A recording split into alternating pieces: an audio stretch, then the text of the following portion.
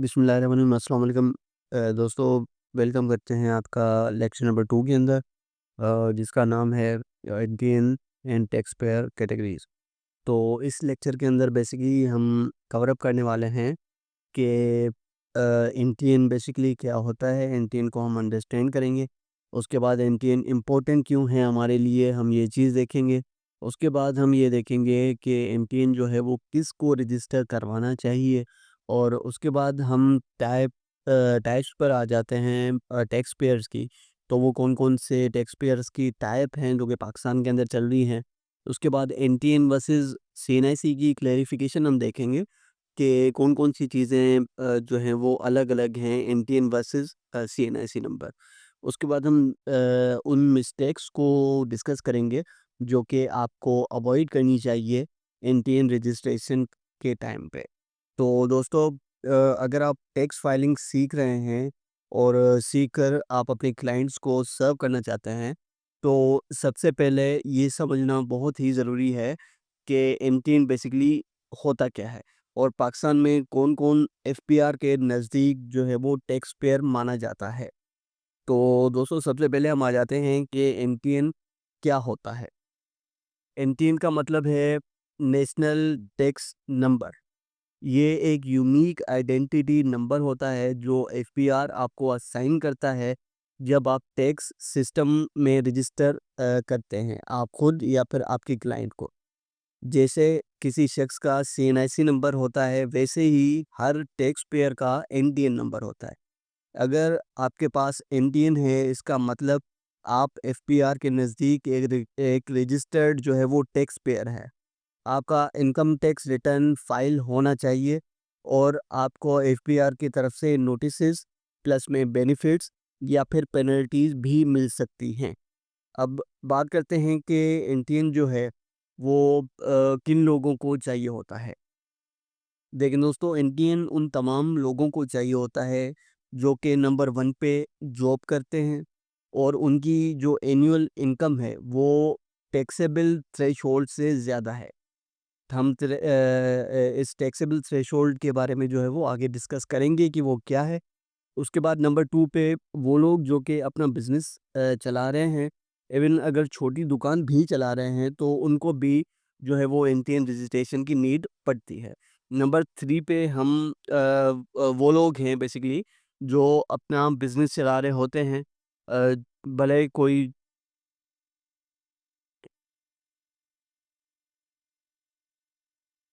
Number 3 पे आते हैं फ्रीलांसर्स या फिर ऑनलाइन अर्नर्स, उनके लिए भी एनटीएन ज़रूरी होता है। उसके बाद पार्टनरशिप फर्म या फिर कंपनी के मालिक हैं, उनके लिए एनटीएन नंबर ज़रूरी होता है। उसके बाद वो लोग जो कि प्रॉपर्टीज़ को सेल या फिर परचेज़ करते हैं, उनके लिए भी एनटीएन जो है वो ज़रूरी होता है। और एट द एंड वो लोग जो कि इम्पोर्ट और एक्सपोर्ट का काम कर रहे हैं किसी भी तरीके से, तो उनके लिए एनटीएन जो है वो इम्पोर्टेंट होता है। यानी अगर कोई शख्स इनकम अर्न कर रहा है पाकिस्तान के अंदर, तो वो एफबीआर की डिफाइंड लिमिट से ऊपर है, तो उससे एनटीएन जो है वो एनी हाउ लेना चाहिए। अभी हम बात करेंगे एनटीएन और सीएनआईसी, क्या ये दोनों अलग-अलग चीज़ है? तो देखिए, एक कन्फ्यूजन ये होती है कि मुझे तो अपना सीएनआईसी नंबर जो है वो एफबीआर की वेबसाइट पे दिखता है। क्या वही मेरा एनटीएन नंबर है या फिर एनटीएन नंबर कोई और है? देखिए, इसका आंसर ये है कि जी हाँ, अगर आप इंडिविजुअल सैलरीड बिज़नेस पर्सन हैं, तो आपका जो सीएनआईसी नंबर है, वही आपका एनटीएन नंबर होता है, जब आप रजिस्टर कर रहे होते हैं एफपीआर के सिस्टम के अंदर। मगर कंपनीज़ और फर्म्स के केस में अलग-अलग जो है वो कंपनी एनटीएन नंबर जो होता है वो इश्यू होता है। तो बेसिकली टैक्स पेयर की कैटेगरीज़ की जब हम बात करते हैं पाकिस्तान के अंदर, तो एफपीआर के नज़दीक मुख्तलिफ़ कैटेगरीज़ होती हैं टैक्स पेयर की। नंबर 1 पे जो आपकी कैटेगरी आ जाती है, वो है इंडिविजुअल कैटेगरी। इसका मतलब है कि एक शख्स जो कि सैलरीड पर्सन है या फिर कोई बिज़नेस कर रहा हो, उसका सीएनआईसी ही उसका एनटीएन नंबर होता है।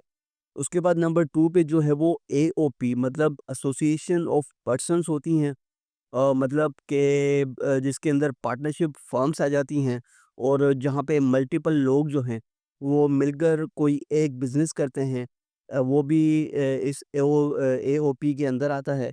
उसके बाद जो है इनका बेसिकली क्या होता है कि इनका जो एनटीएन नंबर होता है वो सेपरेट एनटीएन नंबर होता है। जिस तरह इंडिविजुअल का सीएनआईसी ही उनका एनटीएन नंबर होता है, यहाँ पे ऐसा नहीं होता। उसके बाद नंबर 3 पे जो कंपनी है, भले वो प्राइवेट लिमिटेड कंपनी हो या फिर पब्लिक लिमिटेड कंपनी हो, इनका रजिस्ट्रेशन एससीसीपी से होता है और एनटीएन नंबर भी इनका जो है वो अलग ही इशू होता है।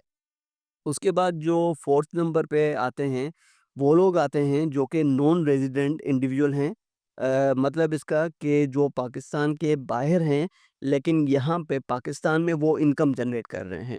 इनके लिए भी जो टैक्स रूल्स हैं, वो थोड़े से अलग होते हैं, जिनको हम डिस्कस करेंगे अपने फ्यूचर लेक्चर्स के अंदर। तो ये कैटेगरी समझाना इसलिए ज़रूरी है क्योंकि हर कैटेगरी का जो टैक्स रिटर्न फॉर्म है या फिर डॉक्यूमेंटेशंस हैं और जो उनके रेट्स हैं वो बेसिकली अलग-अलग होते हैं। तो अब हम बात करते हैं कि एनटीएन लेना ज़रूरी क्यों है? देखें, फाइलर बनने के फ़ायदे जो हैं वो ज़्यादा मिल सकते हैं। मतलब ये कि जब आपने एनटीएन बनाया, आप उसके बाद फाइलर हो गए, तो उसके बाद आपके ऊपर जो टैक्स होता है वो लेस टैक्स आपके ऊपर होता है। किसी भी बैंकिंग ट्रांज़ैक्शंस जो है वो करते हैं, उनके ऊपर जो टैक्स आपको लगता है वो भी कम लगता है। और प्रॉपर्टी ट्रांसफ़र करते हैं, तो उसके ऊपर भी आपका टैक्स जो है वो कम लगता है। और व्हीकल रजिस्ट्रेशन अगर आप करते हैं, तो उसके ऊपर जो टैक्स लगता है वो भी आपका कम लगता है एज़ कम्पेयर टू उनके जो कि टैक्स पेयर्स जो हैं वो नहीं हैं। तो क्लाइंट के लिए लीगल कंप्लायंस जो हैं वो इंश्योर करते हैं।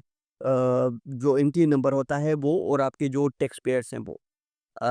आप एज़ अ लॉयर जब किसी का रिटर्न फाइल करते हैं, तो आपको पहले ये कंफर्म करना होता है कि क्लाइंट का एनटीएन नंबर जो है वो रजिस्टर्ड है या फिर नहीं है। अगर नहीं है तो आप उनका एनटीएन जो है वो जनरेट करके टैक्स फाइलिंग का जो प्रोसेस है वो बेसिकली स्टार्ट करते हैं।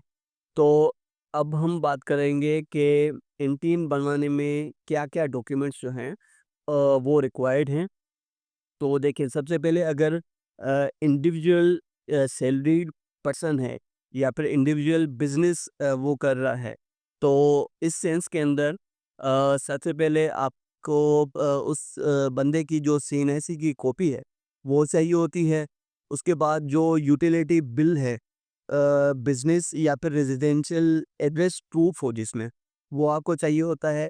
थर्ड नंबर पे आपको एम्प्लॉयर लेटर या फिर बिज़नेस प्रूफ जो है, वो आपको चाहिए होता है। और एक्टिव फ़ोन नंबर और ईमेल, ये बहुत ही इम्पोर्टेंट है जो कि आपको चाहिए होती हैं अपने क्लाइंट से। उसके बाद जब हम बात करें कंपनी की या फिर एओपी की, तो इस सीन के अंदर क्या होता है कि पार्टनरशिप डीड या फिर एसईसीपी का जो सर्टिफिकेट इशू होता है उनको कंपनी रजिस्ट्रेशन का, वो यहाँ पे ज़रूरी होता है एनटीएन बनवाने के लिए। उसके बाद नंबर 2 पे जो ऑफिस एड्रेस का जो प्रूफ है, वो यहाँ पे ज़रूरी होता है। वो भी किसी सूरत में हो सकता है, आपकी यूटिलिटी बिल्स की सूरत में या फिर किसी और डॉक्यूमेंट की सूरत में। उसके बाद जो सीएनआईसीज़ हैं, इसके जो पार्टनर हैं या फिर जो डायरेक्टर्स हैं उस एक फर्म के अंदर या फिर उस एक जो है वो कंपनी के अंदर, उनके सीएनआईसीज़ जो हैं वो चाहिए होते हैं। उसके बाद जो आखिरी चीज़ चाहिए होती है वो है लेटर हेड और स्टैम्प डिटेल्स किसी भी कंपनी की। उसके बाद हम डिस्कस करते हैं कि कॉमन मिस्टेक्स जो हैं वो कौन-कौन सी हो सकती हैं एनटीएन रजिस्ट्रेशन के टाइम पे और वो कौन-कौन सी मिस्टेक्स हैं जिनको आपने अवॉइड करना है। तो देखें, सबसे पहले जो रॉन्ग एड्रेस है, वो आपने एनटीएन नंबर के रजिस्ट्रेशन के दौरान बिल्कुल भी नहीं देना। क्यों नहीं देना? वो इसलिए कि लेटर ऑन वेरिफ़िकेशन में जो है वो बहुत सी ज़्यादा जो है वो मसाइल पैदा होते हैं। और नंबर 2 पे जो मोबाइल नंबर है, वो आपने किसी और का नहीं देना। इससे ये होता है कि ओटीपी जो है या उसके अंदर बहुत ही ज़्यादा यहाँ पे प्रॉब्लम्स आ जाती हैं। और उसके बाद फेक या फिर इनकम्प्लीट जो बिज़नेस डॉक्यूमेंट्स हैं, वो भी आपने एंट्री रजिस्ट्रेशन के दौरान बिल्कुल भी नहीं देने। और उसके बाद सेम ईमेल या फिर सेम मोबाइल नंबर आप मल्टीपल क्लाइंट्स के लिए जो है वो यूज़ यहाँ पे नहीं कर सकते, ठीक? जो भी आपका नया क्लाइंट है उसके पर्सनल नंबर या फिर उसका पर्सनल जो ईमेल है, वही बेसिकली आपको यहाँ पे यूज़ करना होता है। ये था हमारा लेक्चर नंबर 2। हम अब लेक्चर नंबर 3 के अंदर बेसिकली लाइव डेमो करेंगे। जिसके अंदर हम देखेंगे कि एनटीएन एफपीआर की और जो आयुष की वेबसाइट है, उसके ऊपर एनटीएन बेसिकली किस तरह हम प्रैक्टिकली जनरेट कर सकते हैं और स्टेप बाय स्टेप प्रोसेस हम जो है वो सीखेंगे प्रैक्टिकल गाइड के थ्रू कि ये जिसके अंदर जो है वो जो प्रैक्टिकली हैं वो सारी चीज़ें आपकी इसके अंदर बेसिकली कवर अप हो जाएँगी। तो अगर आप एक नए लॉयर हैं या लीगल फील्ड में अपनी स्किल्स को एक्सपेंड करना चाहते हैं, तो ये नॉलेज आपके लिए गोल्ड माइन है। टैक्स फाइलिंग सिर्फ़ और सिर्फ़ अकाउंटेंट या फिर किसी और इंसान का काम नहीं है।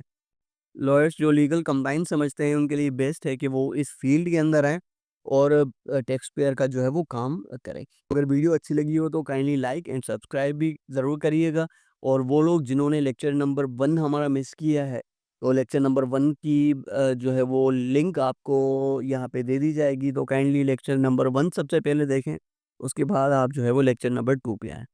थैंक यू वेरी मच, तब तक के लिए अल्लाह हाफ़िज़।